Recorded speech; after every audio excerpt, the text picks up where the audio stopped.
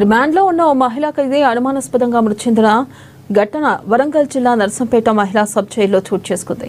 నర్సం నగర్ ప్రాంతానికి చెందిన పెండ్యాల సుచరిత 2025 ఆగస్టు 13న హనుమకొండలోని సుబేదారి పోలీస్ స్టేషన్ నుంచి ఓ కేసులో రిమాండ్పై నర్సంపేట మహిళా సబ్ జైలుకి వచ్చింది. అయితే ఈ క్రమంలో బుధవారం సాయంత్రం సుచరిత కడుపు నొప్పి రావడంతో అస్వస్థతకు గురైంది. వెంటనే జైలు సిబ్బంది ఆమెను నర్సంపేట ప్రభుత్వ ఆసుపత్రికి తరలించారు. అక్కడ చికిత్స అనంతరం అదే రోజు సుచరితను జైలు సిబ్బంది సబ్ జైలుకు తీసుకెళ్లారు. అయితే మరుసటి రోజున కూడా తీవ్ర అస్వస్థతకు గురై కుప్పకూలింది. వెంటనే జైలు సిబ్బంది ఆమెను ఆసుపత్రికి తరలించారు. సుచరితను ఆసుపత్రిలోని డ్యూటీ డాక్టర్ పరీక్షించి మార్గ మధ్యలోనే మృతి చెందినట్లుగా వెల్లడించారు. ఖైదీ మృతిపై జైలు సూపరింటెండెంట్ ఫిర్యాదు మేరకు కేసు నమోదు చేసుకుని దర్యాప్తు చేస్తున్నట్లు స్థానిక ఎస్ఐ రవికుమార్ వెల్లడించారు.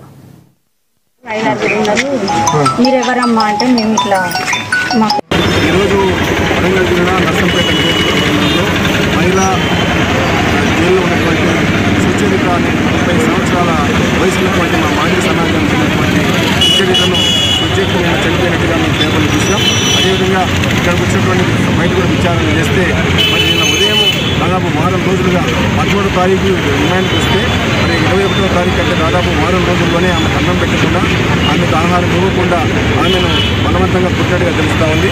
అదేవిధంగా అనారోగ్యంతో బాధపడ్డ అంటే భోజనం చేయకపోవడం వల్ల అనారోగ్యం వస్తే ఆమెను ఆసుపత్రికి తీసుకెళ్ళి మరి ఆసుపత్రిలో ట్రీట్మెంట్ ఇప్పించాల్సింది పోయి అక్కడ మేలధికారులు నిర్లక్ష్యం చేశారనేటువంటి మనకు స్పష్టంగా తెలుస్తాను. కాబట్టి మేము ఒకటి డిమాండ్ చేస్తూ ఉన్నాం.